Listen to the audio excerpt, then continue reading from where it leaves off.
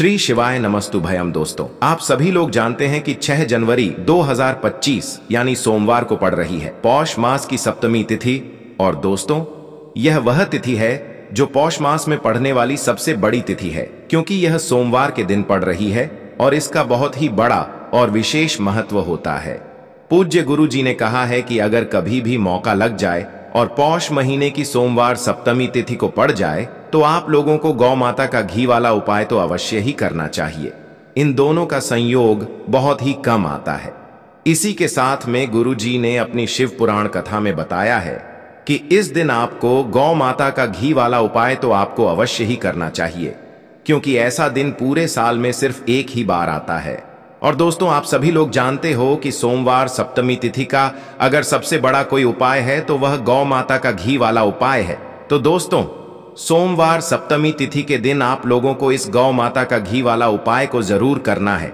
बहुत सारे लोग होंगे जिन लोगों ने इस उपाय को ना किया हो, मतलब पूरा साल निकल गया, उन्होंने किसी भी दिन इस गौ माता का घी वाला उपाय को ना किया हो। पर दोस्तों, आपके पास एक आखिरी मौका बचा हुआ है, जो कि 6 जनवरी सोमवार सप्तमी तिथि के दिन है। इस दिन आप लोगों को इस वाले उपाय को जरूर कर लेना है। भले ही आपने पूरे महीने भर इस उपाय को ना किया हो, पर अगर आपने इस पौष महीने के सोमवार सप्तमी तिथि के दिन अगर इस वाले उपाय को कर लिया तो आपको इस उपाय को करने का वह फल मिलेगा जिसकी आपने कभी कल्पना भी नहीं करी होगी। इसीलिए आप लोग इस वाले उपाय को एक बार जरूर कर लेना है, ताकि आप लोगों के हाथ से यह मौका ना जा सके और आपको इस उपाय को करने का फल मिल सके। दोस्तों, यह उपाय पंडित जी ने अपनी अभी की ही श्री शिव महापुराण की कथा में बताया है। जी, इस उपाय को आज हम आपको बहुत अच्छे से समझाने वाले हैं। इस वीडियो को देखने के बाद इस उपाय को समझने के लिए आपको कोई और वीडियो को देखने की जरूरत नहीं पड़ेगी। तो चलिए दोस्तों, उपाय को शुरू करते हैं। देखिए, यह इस पौष महीने के सोमवार सप्तमी तिथि के दिन यह इतना खास होता है, इतना महत्वपूर्ण होता है। देखा गया है कभी कभी बड़े बड़े पूजा पाठ अनुष्ठान से जो मनोकामना पूर्ण नहीं होते, वह पौष महीने की सोमवार सप्तमी तिथि के दिन एक छोटे से उपाय करने से ही आपकी मनोकामना पूर्ण हो जाती है। और बहुत सारे लोगों ने इस उपाय को किया भी है और उनको इस उपाय को करने का फल भी जरूर मिला है। अगर आप लोग भी इस उपाय को करना चाहते हैं तो आप इस उपाय को पहले अच्छे से समझ लेना, सुन लेना, उसके बाद करना। आपको इस उपाय का फल जरूर मिलेगा। और इस उपाय को कर लेने से आपके घर में चाहे किसी भी प्रकार की दुख और समस्या क्यों ना चल रही हो, आपको उसका कारण भी नहीं पता है कि भाई यह समस्या किस कारण से चल रही है। उसका कुछ भी कारण हो सकता है, जैसे पितृदोष हो सकता है या किसी भी तरह का मंगल दोष भी हो सकता है। तो इस दिन आप लोगों को यह वाला उपाय कर लेना है। यह एक ऐसा उपाय है, जिस उपाय को अगर किसी विशेष दिन पर किया जाए तो भाई उस विशेष दिन का जो है वह तो हमें मिलता ही मिलता है, पर हमने उस दिन पर इस उपाय को किया है तो हमें उससे भी बड़ा फल मिलता है। और फल बहुत जल्दी मिलता है, क्योंकि आप इस उपाय को बहुत ही बड़े और विशेष दिन पर कर रहे हो। तो चलिए अब उपाय के बारे में बात करते हैं, लेकिन उससे पहले आप लोगों को यह जानना आवश्यक है कि आखिर यह उपाय किस समय करना है, किसको करना है और कैसे करना है। तो चलिए हम आगे आपको वीडियो में एक एक करके बता देते हैं। लेकिन उससे पहले अगर आप लोग हमारे चैनल पर पहली बार आए हैं या फिर मेरी आवाज आज पहली बार सुन रहे हैं तो हमारे चैनल को सब्सक्राइब जरूर कर लेना और इस वीडियो को लाइक करके कमेंट बॉक्स में श्री शिवाय नमस्तुभ्यम ओम नमः शिवाय जरूर टाइप कर देना। तो दोस्तों, इस गौ माता का घी वाला उपाय को हमें इस सोमवार सप्तमी तिथि के दिन कैसे करना है, किसको करना है, किस समय करना है और कहां पर करना है, यह सारे सवालों के जवाब आपको इस वीडियो में मिल जाएंगे।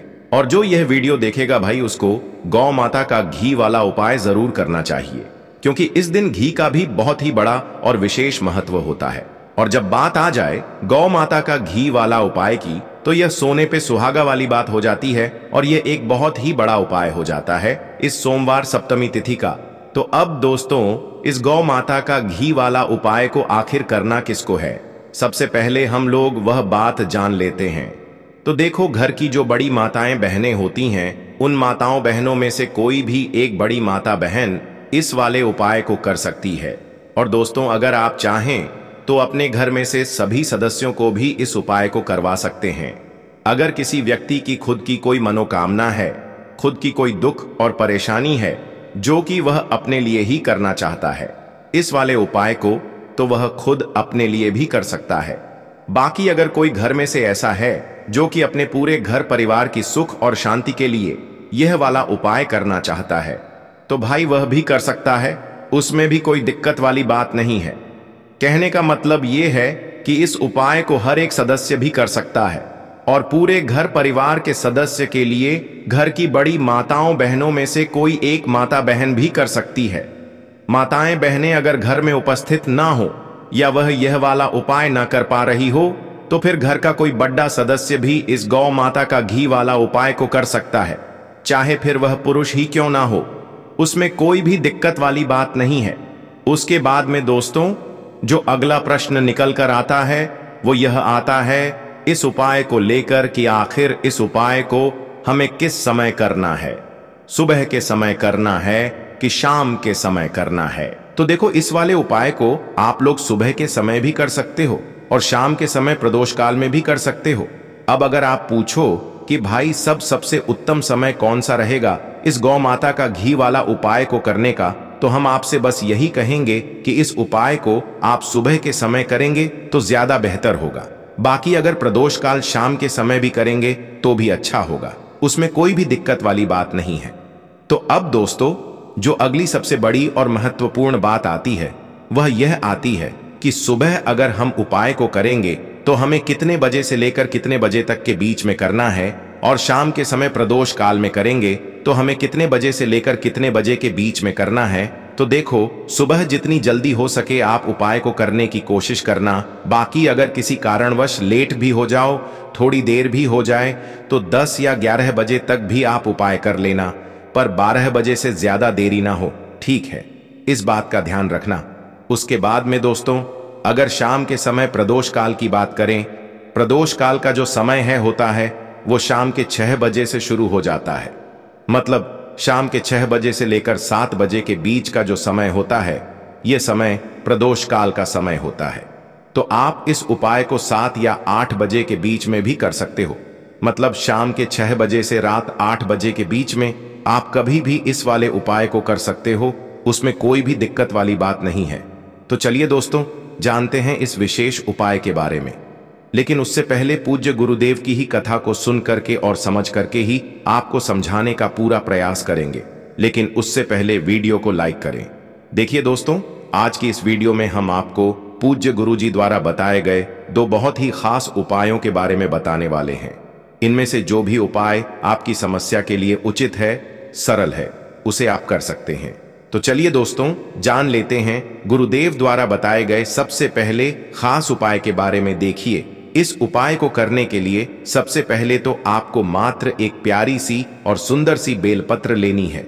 बेलपत्र आपको ध्यान रखना है कि कहीं से भी कटी फटी खंडित नहीं होनी चाहिए, और यदि आपको बेलपत्र प्राप्त नहीं हो पाती हैं तो आप शिवलिंग पर चढ़ी हुई बेलपत्र को पुनः शुद्ध जल से धो करके उसका उपयोग कर सकते हैं। दोस्तों आप सभी जानते हैं कि अभी बेलपत्र के वृक्ष का पथ जड़ हुआ है, तो आपको बेलपत्र आसानी से प्राप्त हो जाएगी। तो इस प्रकार से आपको एक बेलपत्र लेनी है। इसी के साथ में आपको मात्र थोड़ा सा शहद लेना है। शहद आपको मात्र 2 से 4 बूंद ही लेना है। फिर इसके बाद आपको लेना होगा मात्र एक लौटा जल तांबे के पात्र के अंदर अपने घर से। फिर इसी के साथ में आपको लेना होगा मात्र लाल चंदन। यदि आपके पास लाल चंदन नहीं है तो फिर आप 1 से 2 बूंद घी भी ले सकते हैं। इस उपाय के लिए आपको मात्र 1 बूंद ही घी लेना होगा। अब देखिए, मात्र जो सभी सामग्रियां हैं इन्हें सीधे लेकर के आपको पहुंचना है सोमवार सप्तमी तिथि के दिन भगवान शिव के मंदिर में। यह उपाय आप सोमवार सप्तमी तिथि के दिन सुबह से लेकर के शाम तक किसी भी समय में कर सकते हैं। देखिए, शिव मंदिर पहुंचने के बाद सबसे पहले तो आप जो एक बेलपत्र लेकर के आए हैं, उस बेलपत्र की सबसे आगे वाली पत्ती, यानी कि जिसे हम सबसे बड़ी वाली पत्ती कहते हैं, उस पत्ती की चिकनी साइड पर आपको शहद लगा देना है। आप अपने दाहिने हाथ यानी कि राइट हैंड की जो अनामिका उंगली होती है उसी से इस बेलपत्र की आगे वाली पत्ती पर शहद लगा दीजिए। इसके बाद बीच वाली जो डंडी होती हैं, यानी कि जो तीनों पत्तियों को जोड़ने का कार्य करती हैं, उसी डंडे पर आप जो अपने साथ या तो लाल चंदन लेकर के आए या फिर एक बूंद घी लेकर के आए, इन दोनों में से आपको मात्र एक सामग्री इस बीच वाली डंडी पर एक बिंदी लगा देनी है। यानी कि यदि आप घी लेकर के आए हैं तो उसकी एक बिंदी लगा दीजिए। यदि आप लाल चंदन लेकर के आए तो उसकी बिंदी आपको बीच वाली डंडी पर लगा देनी है। अब इस प्रकार से बेलपत्री तैयार करने के बाद इसे आपको भगवान शिव के शिवलिंग पर समर्पित कर देनी है। देखिए, शिवलिंग के ऊपर आपको ये बेलपत्री इस प्रकार से समर्पित करनी है कि इसकी जो चिकनी साइड है वह शिवलिंग से स्पर्श रहेगी, डंडी वाला भाग जलाधारी की ओर रहेगा। इस प्रकार से आपको यह बेलपत्र शिवलिंग पर अर्पित करनी है।